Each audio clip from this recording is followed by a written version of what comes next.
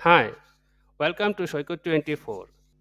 শুভেচ্ছা জানাচ্ছি Microsoft Excel ফুল কোর্সের ৪র্থ ক্লাসে। তা আমরা পূর্বের ৩টি ক্লাসে দেখিয়েছি কীভাবে স্যালারি শিট তৈরি করতে হয়।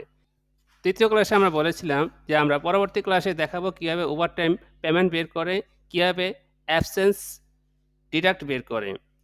তো আমরা এখানে একটু কারেকশন করে নিই যে আমরা এখানে লিখতে চাচ্ছি, তো আমরা এটা যদি নিচের প্যারায় লিখতে চাই তাহলে আমাদের এখান থেকে অল্টার এন্টার দিতে হবে। তাহলে আমার নিচের দিকে চলে যাবে। এখানে আমরা লিখব ডিডাক্ট। তারপর দেখুন, তা আমরা আরেকটা বিষয় এখানে বের করতে চাই। তা আমরা যখন হাউস রেন্ট বের করেছি, তখন আমরা এখানে একটা ফিক্সড 20% ধরে নিয়েছি। তো অনেক ক্ষেত্রে এখানে শর্ত থাকে, অর্থাৎ যারা উপরের পদবিতে থাকে তাদের হাউস রেন্টের পার্সেন্টেজ বেশি থাকে। আর যাদের বেতন একটু কম বা আ স্টাফ অথবা অফিসার অথবা ক্লিনার, তাদের হাউস রেন্টের পার্সেন্টেজ অন্যরকম থাকে। সেই ক্ষেত্রে আমরা যদি এখানে 20% থেকে 40% আমরা ধরে নিই, তাহলে এখানে দেখুন সিইও, জিএম বা অ্যাসিস্ট্যান্ট ম্যানেজার এদের হাউস রেন্টের পার্সেন্টেজ একরকম হবে। আবার ক্লিনার বা কার ড্রাইভার তাদের পার্সেন্টেজ আরেক রকম হবে। সেক্ষেত্রে আমরা যদি এটা এখানে শর্তযুক্ত করি, তাহলে এখানে সূত্রটা কেমন হবে? আমি এখানে আমার ওয়ার্ড ফাইল থেকে দেখাচ্ছি। দেখুন, পদবী অনুসারে যদি কোনো শর্ত থাকে, সেক্ষেত্রে আমরা এইরকম একটা সূত্র দিব। তাহলে যদি সিও থাকে, হয়তো তার হাউস রেন্টের পার্সেন্টেজ একটু বেশি হতে পারে। সেটা হতে পারে 40% বা তার চেয়ে একটু বেতন কম, তার হতে পারে 30% কিংবা যিনি স্টাফ বা অফিসার তার পার্সেন্টেজ হয়তো আরেকটু কম। তা আমরা যে সূত্রটি দিব সেই সূত্রটি হচ্ছে ইফ, তারপর একটা ব্রেকেট দিব, তারপর হচ্ছে অ্যান্ড, তারপর আমরা একটা ব্রেকেট দেব, তারপর আমরা বেসিক স্যালারি যেটা রয়েছে সেই স্যালারিটা একটা সীমানার মধ্যে নিয়ে আসবো। সেই বেসিক স্যালারিটা যদি ১২,০০০ থেকে ৫০,০০০ টাকা হয়, তাহলে হয়তো তার হাউস রেন্ট হবে 20%। আর যদি ৫০,০০০ টাকার উপরে হয়, ধরুন ৫১,০০০ থেকে ১,০০,০০০, সেক্ষেত্রে আমরা হাউস রেন্ট ধরতে পারি যে 30%। আর যদি ১,০০,০০০ থেকে ৩,০০,০০০ পর্যন্ত তার বেসিক স্যালারি হয়, সেক্ষেত্রে তার হাউস রেন্ট হতে পারে 40%। তো এখন আমরা এই সূত্রটি এখানে প্রয়োগ করব। তা আমরা এখানে আমাদের যে হাউস রেন্ট বের করব একটি শর্ত দিয়ে, তো এখানে আমরা টাইপ করি যে সমান চিহ্ন, তারপরে আমরা দিব ইফ, তারপর আমাদের কমা দিতে হবে। কমা দেওয়ার পর আমরা লিখব অ্যান্ড, তারপর আবার আমরা একটা ব্রেকেট দিব। ব্রেকেট দেওয়ার পরে আমাদের বেসিক যে বেতনের ঘরটি আছে, সেই বেতনের ঘরটি আমরা এখানে ক্লিক করব। ক্লিক করলে দেখুন এখানে D5 দেখা যাচ্ছে। এরপর আমরা এখানে শর্ত দেব যে আমাদের বেসিকের ঘরটি যদি আপনার যে ১২,০০০ টাকা থেকে বেশি হয় অথবা সমান হয়, সেক্ষেত্রে আমরা লিখব এখানে ১২,০০০। তারপর আমরা এখানে একটা কমা দিব। তারপর আরেকবার আমরা বেসিকের ঘরটি ক্লিক করব। দেখুন এখানে আবার D5 উঠেছে।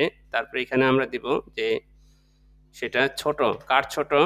যদি সমান দেই যে ১,০০,০০০ থেকে ছোট, সরি ৫০,০০০। ৫০,০০০ আমরা এখানে দিলাম।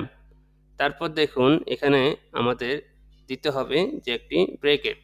ব্রেকেট দেওয়ার পরে আমরা এখানে দিব কমা। কমা দেওয়ার পর সরি, তারপর আমরা একটা আবার বেসিকের ঘরটি ক্লিক করব এবং এখানে একটি গুণ চিহ্ন দিব। গুণ চিহ্ন দেওয়ার পর তো এই যে ১২,০০০ থেকে ৫০,০০০ টাকা এটা কত পার্সেন্ট? সেক্ষেত্রে সে হয়তো হাউস রেন্ট পাবে 20%। তো আমরা পার্সেন্টেজ অর্থাৎ শিফট বাটনে ক্লিক করে আমরা ৫ এর বর্ণে ক্লিক করব। তাহলে আমাদের পার্সেন্ট চিহ্নটা উঠে যাবে। এখন আমরা দেব যে ৫০,০০০ টাকার উপরে অর্থাৎ ৫১,০০০ থেকে ১,০০,০০০ টাকা, সেক্ষেত্রে তার হাউস রেন্ট কত হতে পারে? আমরা ধরলাম 30%। সেক্ষেত্রে আমাদের এই সূত্রটি পুনরায় লিখতে হবে, অর্থাৎ আমরা কপি পেস্ট করব। তো দেখুন এখানে যদি আমি উপরের দিকে যাই, উপরের দিকে এখানে যদি আমি কমা দেই, তারপর এই কমা থেকে এই সমান সমানের চিহ্নের পরে ইফ পর্যন্ত যে অংশটুকু, এই অংশটি আমরা এখন কপি করি। কপি করে আমরা পুনরায় এখানে এটা পেস্ট করে দিলাম।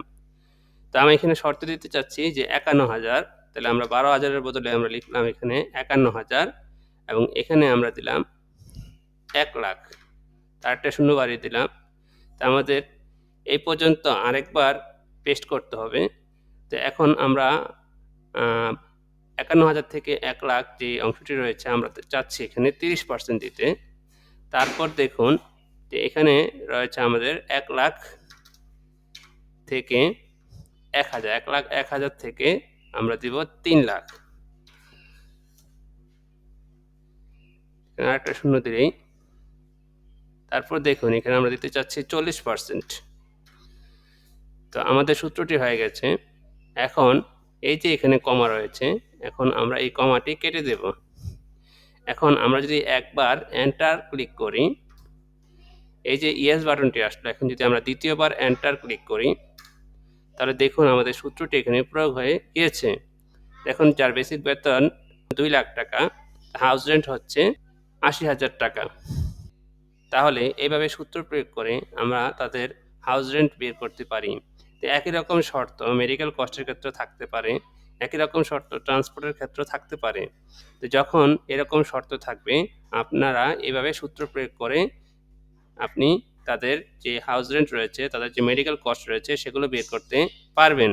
তো আমরা আমাদের ওয়ার্ড ফাইলে চলে যাচ্ছি। দেখুন এখানে আমাদের যে সূত্রটি রয়েছে, আপনারা চাইলে সূত্রটি খাতায় লিখে নিতে পারেন অথবা এখান থেকে একটা স্ক্রিনশট দিতে পারেন।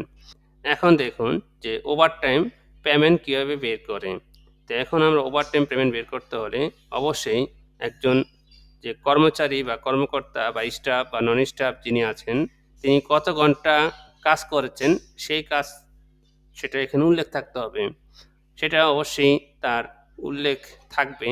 তো এরকম হয়তো কেউ ৩২ ঘন্টা করেছেন, কেউ হয়তো ২ ঘন্টা করে প্রতিদিন, অথবা কেউ ১ ঘন্টা ওভারটাইম করেছে, আরেকদিন ২ ঘন্টা ওভারটাইম করেছে।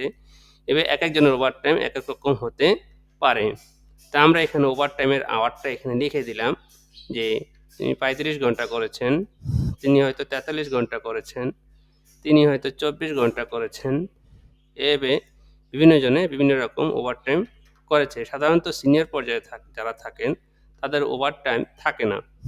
এখন আমরা ওভারটাইম পেমেন্ট কীভাবে বের করব দেখে আসি। আমাদের ওয়ার্ড যে ফাইলটি রয়েছে এই ফাইলটি এখানে খেয়াল করুন। ধরুন তিনি ওভারটাইম করেছেন ৩২ ঘন্টা। এখন এই প্রতি ঘন্টায় তিনি কত পেমেন্ট পাবেন তা বের করার একটি সূত্র রয়েছে। অর্থাৎ যদি ৩০ দিন মাস হয়, তার কার্যদিবস ছিল ২৬ দিন। তার যে বেতন সেই বেতনকে ২৬ দিয়ে ভাগ করলে তার প্রতিদিনের যে কাজের পারিশ্রমিক সেটা বের হবে, এবং প্রতিদিন সে ডিউটি করে হয়তো ৮ ঘন্টা। তাহলে সেই পেমেন্টকে যদি ৮ দিয়ে ভাগ করি, তাহলে আমরা প্রতি ঘন্টায় তিনি কত পারিশ্রমিক পান সেইটা বের করতে পারবো। তো সেইটাকেই আমরা পার আওয়ার রেট হিসেবে ধরতে পারি। সেই পার আওয়ার রেটকে আমরা ওভারটাইম দিয়ে গুণ করলেই আমাদের ওভারটাইম পেমেন্ট পেয়ে যাব। তাহলে দেখুন বেসিককে আমরা ওয়ার্কিং ডে দিয়ে ভাগ করব, তাকে আবার পার ডে ওয়ার্কিং আওয়ার অর্থাৎ ৮ ঘন্টা দিয়ে ভাগ করব।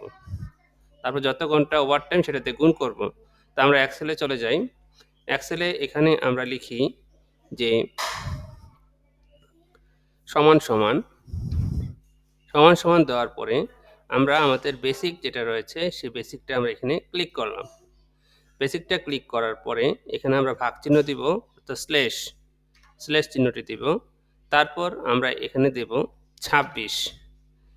২৬ কেন? অর্থাৎ ২৬ কার্য দিবস, সেটাকে আমরা দৈনিক তিনি কাজ করেছেন হয়তো ৮ ঘন্টা, তাহলে তার প্রতিদিন পার ঘন্টা বের করছি, ৮ দিয়ে ভাগ করলাম। ৮ দিয়ে ভাগ করার পর এখানে আমরা স্টার দেব, অর্থাৎ গুণ চিহ্ন। গুণ চিহ্ন দেওয়ার পরে এখানে আমাদের যে কত ঘন্টা ডিউটি করেছেন, এই যে ওভারটাইম আওয়ার, এই ঘরে আমরা ক্লিক করব।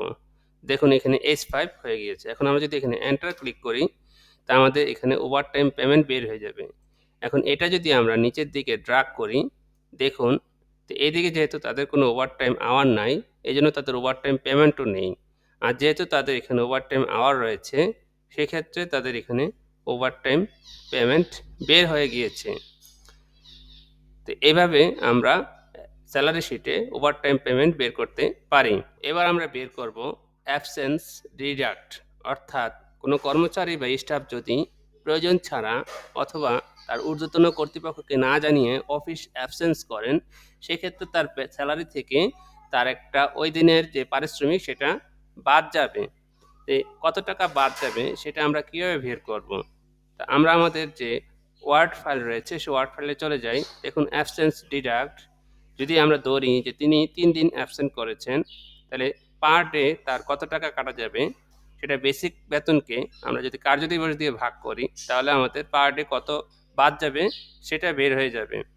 তাহলে সেক্ষেত্রে যদি ৩ দিন হয় অ্যাবসেন্স ডে ৩ দিয়ে গুণ হবে। যদি ৫ দিন হয় ৫ দিয়ে গুণ হবে। তো আমাদের যে এক্সেল শিট রয়েছে আমরা এক্সেল শিটে চলে যাই। তো এখানে আমরা ধরি, এখানে চাইলে আমরা আরেকটা ঘর তৈরি করতে পারি। এখানে মাউস দ্বারা সিলেক্ট করে রাইট বাটন ক্লিক করলে দেখুন এখানে ইনসার্ট নামক একটা অপশন রয়েছে। এখানে আমরা ক্লিক করি, আমাদের এখানে একটি ঘর তৈরি হয়েছে। এখন আমরা চাইলে এখানে আমরা লিখতে পারি যে অ্যাবসেন্স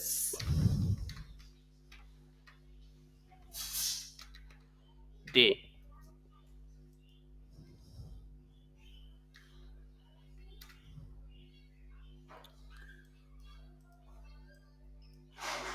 আমরা অ্যাবসেন্স ডে এখানে তারা ধরতে পারি আমি যে ৩ দিন,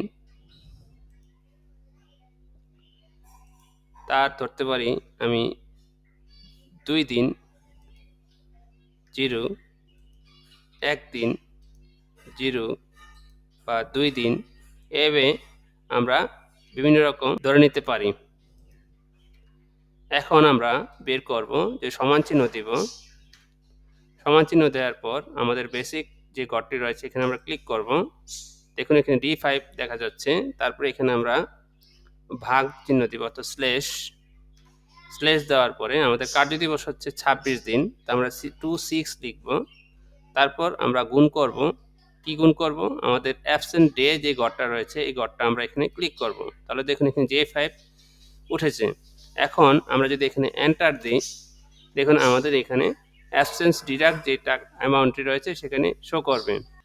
এখন আমরা যদি এই ঘরটিকে সিলেক্ট করে কোণার দিকে এভাবে যদি ড্রাগ করে নিচের দিকে টেনে নিয়ে আসি, তাহলে দেখুন আমাদের অ্যাবসেন্ট ডিডাক্ট যে বাকি ঘরগুলো রয়েছে এই ঘরগুলি ফুল হয়ে গিয়েছে। অর্থাৎ যারা অ্যাবসেন্ট ছিল তাদের যে অ্যাবসেন্ট ডিডাক্ট রয়েছে সেই পরিমাণটি এখানে দেখা যাচ্ছে। তো এভাবে আমরা কোনো কর্মচারী বা স্টাফের অ্যাবসেন্ট ডিডাক্ট বের করতে পারি। এখন দেখুন এই অংশগুলি বের করার সাথে সাথে আমাদের টোটালের যে ঘরটির অ্যামাউন্ট এখানে কত টাকা স্যালারি সেই স্যালারিও আস্তে আস্তে চেঞ্জ হচ্ছে। আর যদি এখানে অ্যাডভান্সের পরিমাণ বেড়ে যায় বা কমে যায় সেটাও এখানে যোগ-বিয়োগ হয়ে আমাদের টোটাল যে স্যালারি এখানে দেখা যাবে। এভাবে আমরা যেকোনো কোম্পানির স্যালারি শিট তৈরি করতে পারি। পরবর্তীতে কেউ যদি নতুন কোনো পোস্টে এখানে জয়েন করে, তার নাম এখানে তার যে পদবি থাকবে, তার যে বেসিক স্যালারি এখানে এড করার পরে আমরা যদি এখান থেকে ধরে ড্রাগ করি, দেখুন এখানে আমাদের বের হয়ে গেছে। আমরা যদি একটা ঘর সিলেক্ট করেও যদি ড্রাগ করি, আমাদের তার যে হাউস রেন্ট সেটা এখানে দেখা যাবে। এভাবে তার যদি ওভারটাইম থাকে, তাহলে যদি ওভারটাইম নাও থাকে আমরা যদি এখানে ড্রাগ করি, তাহলে দেখুন এখানে 0 আসছে। কারণ তার এখানে ওভারটাইম আওয়ার নাই। তো একইভাবে এখানে আমাদের সবগুলো ঘর এভাবে ড্রাগ করলে আমাদের পরবর্তী যে স্টাফ জয়েন করবে, তার যে কত টাকা হবে, সে কত টাকা স্যালারি পাবে তা সহজেই আমরা বের করতে পারবো। তো এই ছিল আমাদের আজকের ভিডিও। পরবর্তী ভিডিও অর্থাৎ মাইক্রোসফট এক্সেল ফুল কোর্সের যে ৫ম ক্লাসের দেখার আমন্ত্রণ জানিয়ে বিদায় নিচ্ছি আমি আবু জাফর সৈকত। ভালো থাকবেন।